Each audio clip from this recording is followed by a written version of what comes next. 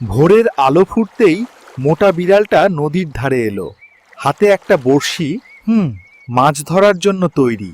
হঠাৎ করেই বড়শিতে আটকে গেল বিশাল একটা মাছ। বিড়াল খুশিতে চমকে উঠল।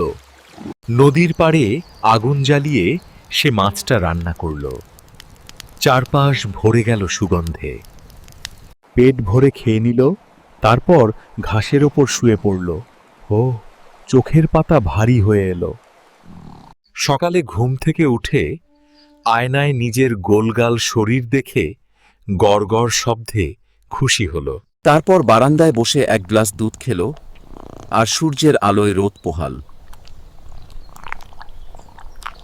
বিকেলে ছোট ছোট বিড়াল ছানাদের নিয়ে খেলল, আর সবাই হেসে খেলে সময় কাটালো। রাতে আবার চাঁদের আলোয় নদীর ধারে বসে গেল, নতুন মাছ ধরার আশায়। এভাবেই কেটে যায় মোটা বিড়ালের দিন।